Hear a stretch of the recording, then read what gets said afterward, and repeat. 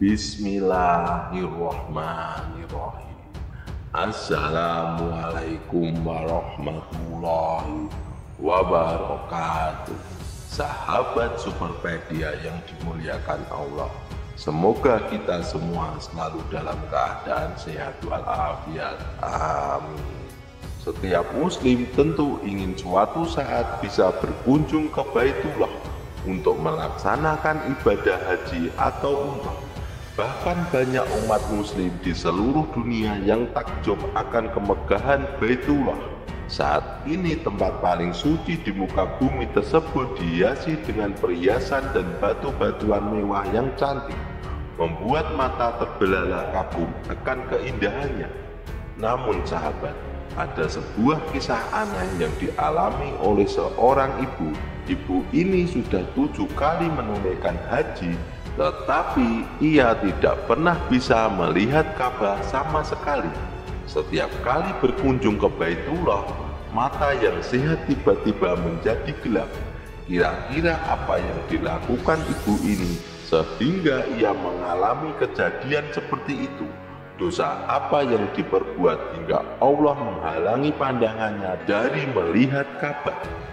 Dalam video kali ini kita akan membahas kisah seorang ibu yang 7 kali naik haji namun tak pernah bisa melihat Ka'bah.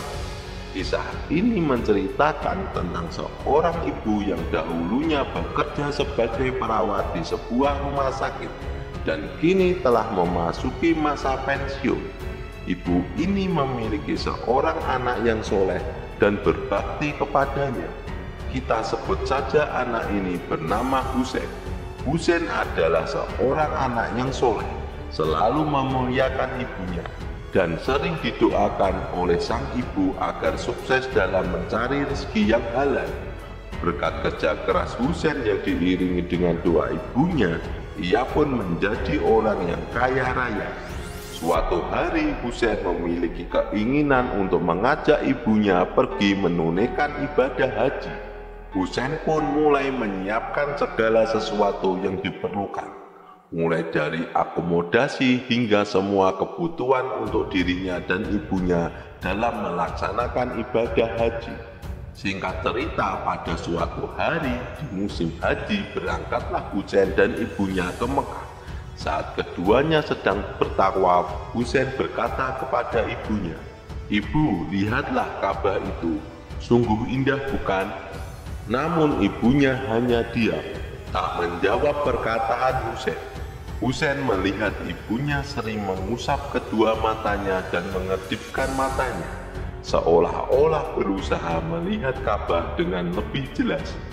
Husein berpikir mungkin ibunya tidak dapat melihat Ka'bah dengan baik karena posisi mereka yang agak jauh dari Ka'bah. Husein pun membawa ibunya lebih dekat, masuk ke tengah kerumunan orang-orang yang sedang bertawaf, agar ibunya bisa melihat Ka'bah dengan lebih jelas. Setelah berada di jarak yang lebih dekat, Husein berkata lagi, "Lihat Bu, indah sekali rupanya Ka'bah ini." Namun ibunya tetap diam dan terus mengusap-usap kedua matanya. Padahal Husein tahu bahwa ibunya tidak memiliki masalah kesehatan pada matanya. Ia pun berpikir, mungkin karena faktor usia, penglihatan ibunya sudah agak kabur. Namun ternyata ibunya sama sekali tidak bisa melihat Ka'bah, meskipun matanya selama ini sehat-sehat saja. Yang terlihat di pandangannya hanyalah kegelapan. Ibunya terus mengusap-usap matanya, tetapi tetap saja yang tampak hanyalah kegelapan, dan ia tidak bisa melihat Ka'bah. Padahal beberapa menit sebelumnya penglihatannya tidak ada masalah. Namun begitu memasuki pelataran Masjidil Haram, segalanya menjadi gelap, seolah-olah ada semacam tabir yang menghalangi antara dirinya dan Ka'bah. Sahabat seiman, saat itu ibunya berkata kepada Husein bahwa matanya tiba-tiba menjadi gelap. Husein pun terkejut dan heran dengan kejadian ini. Dengan hati yang sedih, Husein langsung bersimpuh memohon ampun kepada Allah Subhanahu wa Ta'ala. merasakan kesedihan karena ibunya tidak dapat melihat Ka'bah di depan matanya. Husain terus memanjatkan doa, memohon kepada Allah Subhanahu wa Ta'ala agar ibunya disembuhkan dan bisa melihat keindahan Ka'bah. Meskipun doa tak henti-hentinya dipanjatkan selama melaksanakan ibadah haji, ibunya tetap tidak bisa melihat Ka'bah. Anehnya, setelah menjauh dari Masjidil Haram, penglihatan ibunya kembali normal. Namun begitu masuk lagi ke Masjidil Haram, kedua matanya kembali gelap dan tak bisa melihat. Sahabat Superpedia yang dimuliakan Allah, akhirnya selesailah Husain dan ibunya melaksanakan ibadah haji. Lalu mereka pulang ke negara asalnya. Husain berniat tahun depan ia akan mengajak ibunya kembali ke Mekah dengan harapan nasib baik akan berpihak pada mereka di tahun berikutnya. Singkat cerita, setahun kemudian Husain dan ibunya berangkat lagi ke Mekah. Namun hasilnya tetap sama. Ibunya kembali tidak bisa melihat Ka'bah, persis seperti tahun sebelumnya. Matanya tiba-tiba menjadi gelap dan tak mampu melihat Ka'bah, meskipun mereka sudah berada sangat dekat. Meskipun begitu, Husain tidak berputus asa. Di tahun berikutnya, ia kembali membawa ibunya ke Tanah Suci untuk menunaikan ibadah haji. Namun, keanehan yang sama terjadi lagi. Setiap kali berada di Masjidil Haram, penglihatannya ibunya menjadi gelap, dan yang terlihat hanyalah kegelapan. Begitulah peristiwa ganjil yang menimpa Ibunda Husain. Kejadian aneh ini terus terjadi hingga 7 kali mereka pergi haji. Sahabat seiman, Husain tidak habis pikir dan bingung dengan apa yang terjadi pada ibunya. Mengapa ibunya sama sekali tidak bisa melihat Ka'bah? Padahal setiap kali berada jauh dari Ka'bah, penglihatannya selalu normal.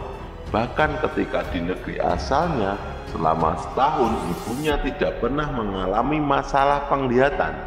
Anehnya, matanya hanya menjadi gelap saat berada di dekat Ka'bah. Husain pernah membawa ibunya ke dokter, tetapi dokter mengatakan bahwa mata ibunya sehat-sehat saja dan tidak ada masalah medis yang bisa menjelaskan kejadian tersebut. Hal ini membuat Husain mulai berpikir, dosa apa kira-kira yang pernah dilakukan ibunya sehingga ia mengalami hal seperti itu? Segala pertanyaan berkecamuk dalam pikirannya, hingga akhirnya Husain memutuskan untuk mencari seorang alim ulama dengan harapan ada solusi dari permasalahan ini. Sahabat Superpedia yang dimuliakan Allah, singkat cerita, ada seorang alim ulama yang terkenal akan kesolehan dan kealimannya. Ulama ini tinggal di Abu Dhabi. Tanpa menunda waktu, Husain langsung pergi sendiri ke Abu Dhabi untuk bertemu dengan alim ulama tersebut.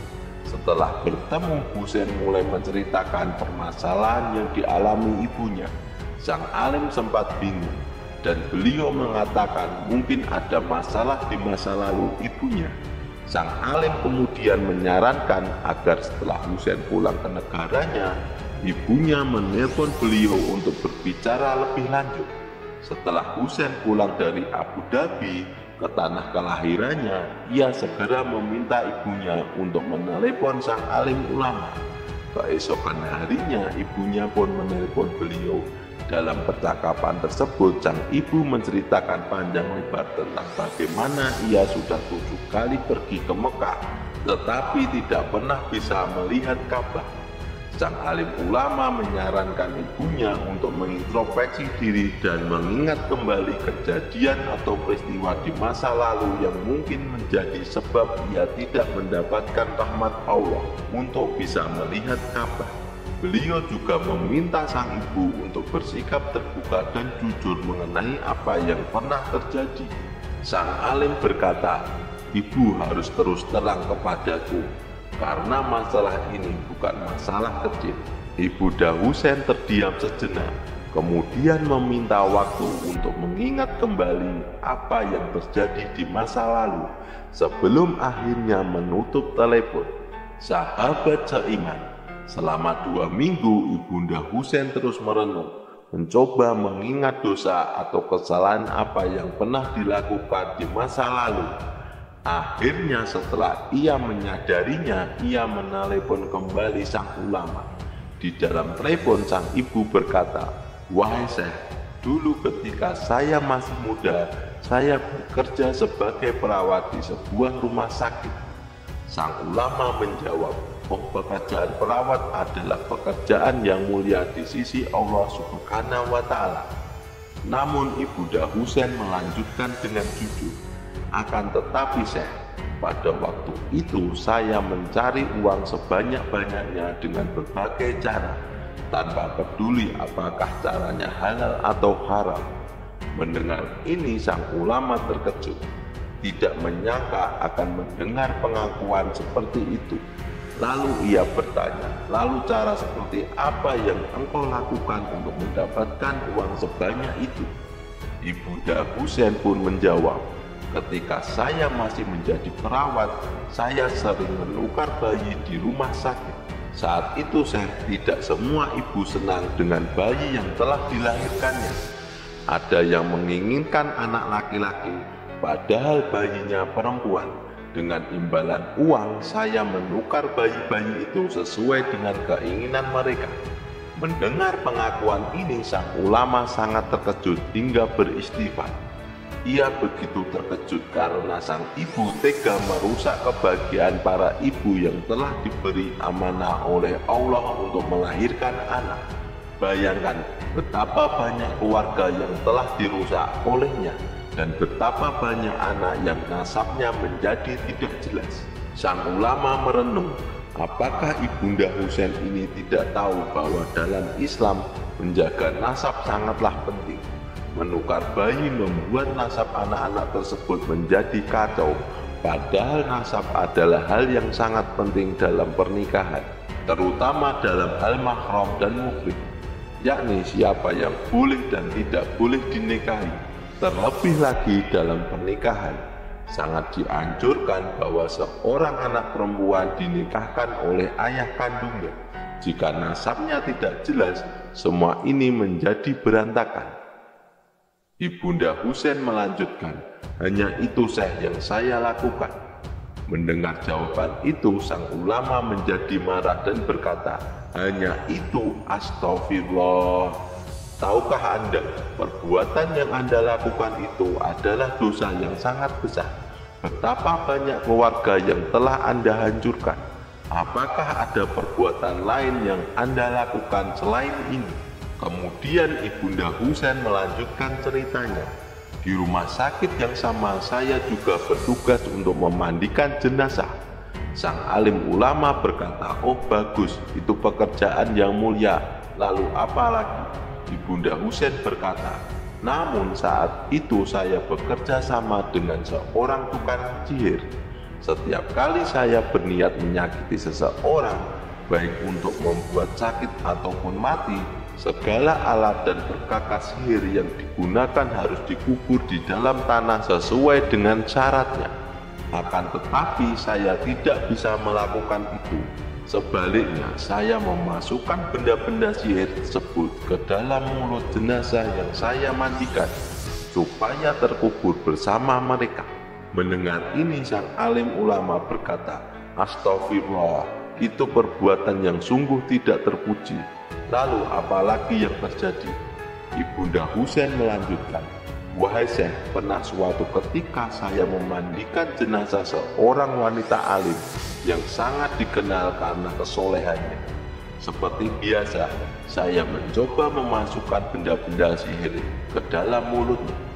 Tetapi entah mengapa benda-benda itu terpental dan tidak mau masuk. Meskipun saya sudah berusaha menekan dalam-dalam, benda-benda sihir tersebut selalu keluar lagi seolah dimuntahkan.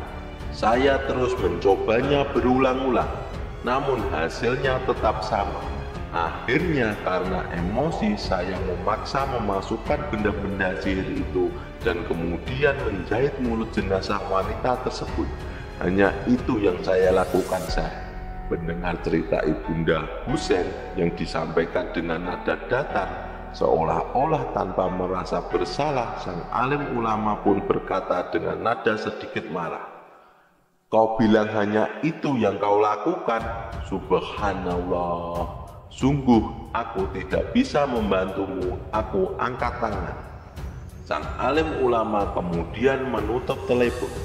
Dalam benaknya dia hanya bisa membayangkan bagaimana mungkin ada seseorang perempuan yang seharusnya memiliki nurani, namun begitu tega dan keji melakukan perbuatan seperti itu. Tak lama setelah itu, sang alim menelpon kembali Ibunda Husain. Dia berkata, "Wahai ibu, Anda harus memohon ampun kepada Allah Subhanahu wa Ta'ala dan bertobat dengan sebenar-benarnya tobat, karena hanya Dialah yang mampu mengampuni dosa-dosamu." Sahabat Superpedia yang dimuliakan Allah, setelah 7 hari berlalu, sang ulama tidak mendengar kabar dari Ibunda Husain. Karena penasaran, ia pun menelepon Husain untuk mengetahui perkembangan terbaru. Sang ulama berharap ada kabar baik mengenai Ibunda Husain. Ketika dihubungi, Husain berkata, "Wahai Syekh, ibuku telah meninggal dunia. Beliau meninggal 2 hari setelah menelepon Anda." Sang alim ulama pun terkejut dan bertanya, "Bagaimana ibumu bisa meninggal dunia?" Husain mulai bercerita, "Wahai Syekh, setelah ibu menelepon Anda, 2 hari kemudian ibuku jatuh sakit dan kemudian meninggal dunia. Yang mengejutkan adalah saat peristiwa pemakamannya, ketika tanah sudah digali dan siap untuk jenazah ibuku, entah mengapa tanah itu kembali rapat, menutup dan menjadi keras sehingga tidak bisa lagi dicangkul atau digali. Setelah itu, para penggali kubur mencari lokasi lain untuk menggali. Namun, saat orang-orang telah mengangkat jenazah ibuku untuk dimasukkan ke dalam liang lahat, tiba-tiba tanahnya kembali menutup dan menjadi keras. Padahal tanah bekas galian biasanya bersifat gembur. Hal ini menjadi berkali-kali, sampai para pelayat merasa ngeri atas peristiwa ini.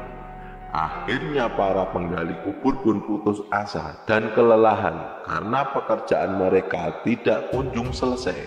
Waktu hampir maghrib tiba, namun tidak satu pun lubang berhasil mereka gali. Mereka akhirnya pasrah dan beranjak pulang. Begitu juga dengan para pelayat.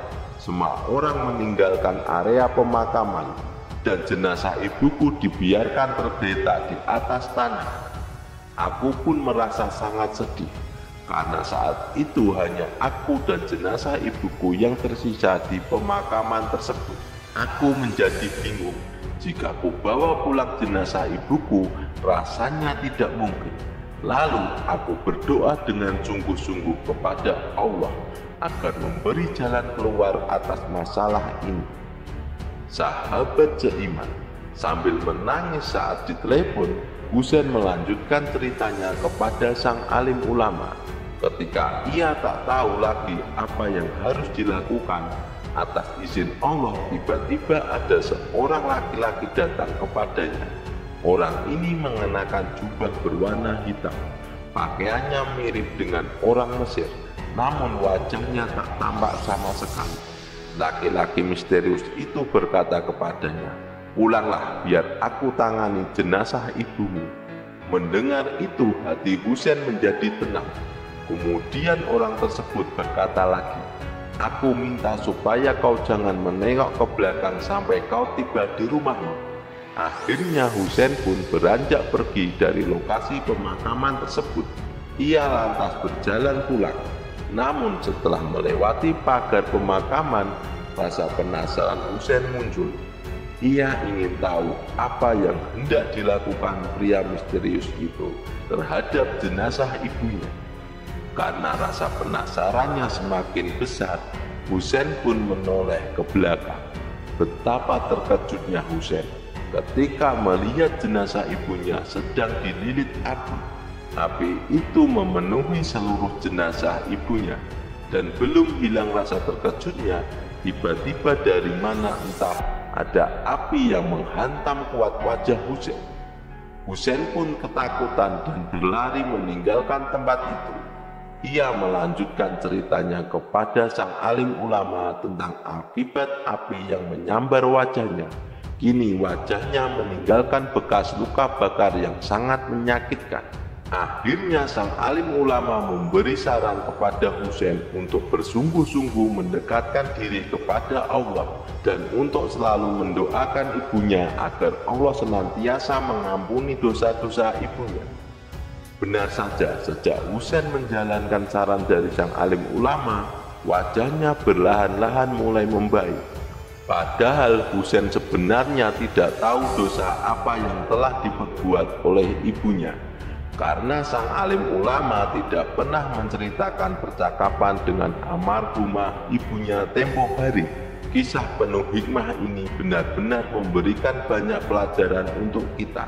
Terlepas dari benar atau tidaknya kisah yang dianggap nyata ini, sebaiknya kita cukup mengambil hikmahnya saja. Semoga keluarga kita senantiasa diberikan perlindungan oleh Allah Subhanahu wa Ta'ala dari segala mara bahaya di kemudian hari. Wallahu a'lam bishawab. Jadi itulah kisah tentang 7 kali naik haji tetapi tak bisa melihat Ka'bah. Semoga kisah ini bermanfaat. Lebih dan kurangnya mohon dimaafkan.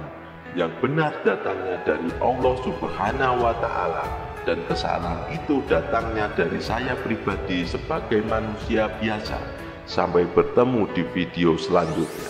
Saya akhiri. Wassalamualaikum warahmatullahi wabarakatuh.